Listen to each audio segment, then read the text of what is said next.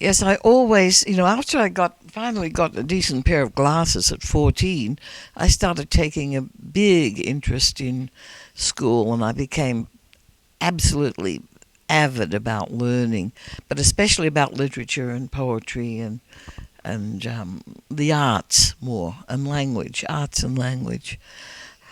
More than business. They were training me to do typing and bookkeeping and all that stuff, and I wasn't even very good at it. I was pretty bad.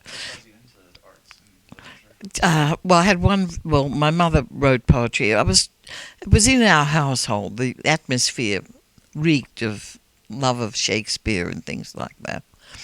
And I had a wonderful teacher, English teacher in the ninth grade.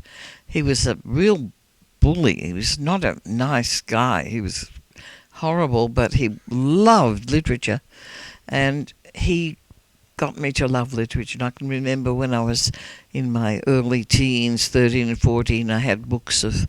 I used to come home from school and I had pocket money. I would go past this second-hand bookstore, used bookstore.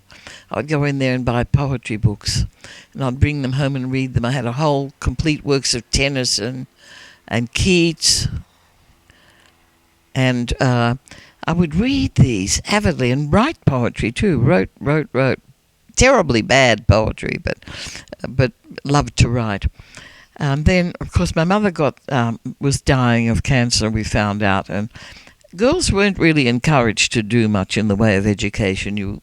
In my generation, you were expected to find a good husband who would keep you, and you would bear him children and raise them, and keep a nice household for him.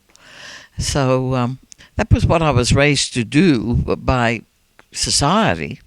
But I really wanted so badly to go to the university, but it wasn't to be, because the headmaster or the principal of the high school I was in was a small Adventist church school.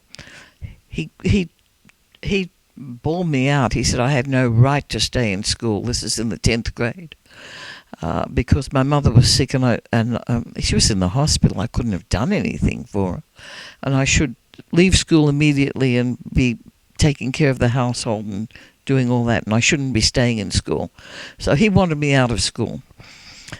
And so I felt duty-bound to drop out, which I did. And then and things went on. And after my mother died, my father got involved with Jane's mother.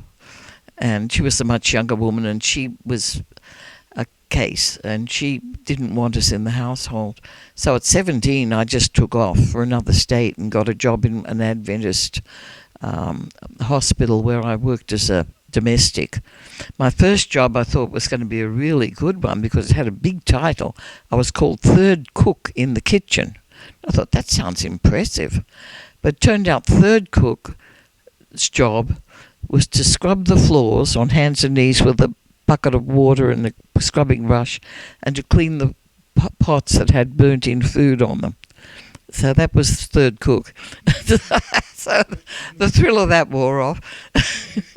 But I went back, and then I did stay with my dad in Mavis for a little while, and went to work at the egg board, where all we had to do all day was crack eggs open. You take 2 eggs in each hand, and you crack them on a thing, and they'd all run down a drain, and they'd be made into egg powder and liquid egg to sell to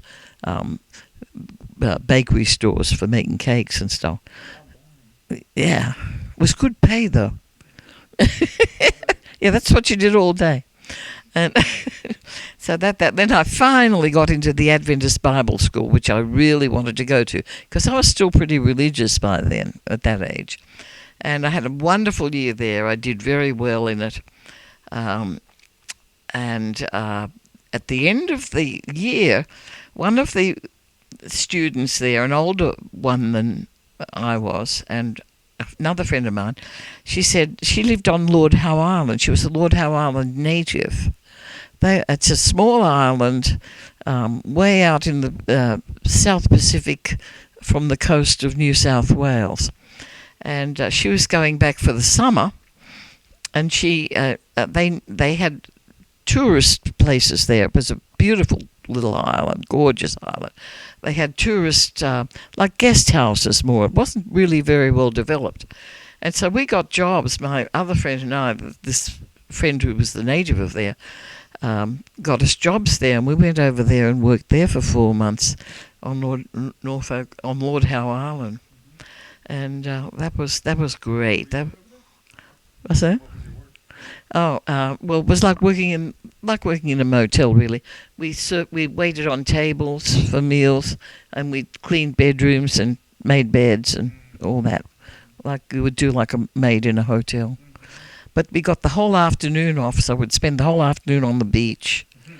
You came in on a old World War II Catalina flying boat, because there was no airstrip there then.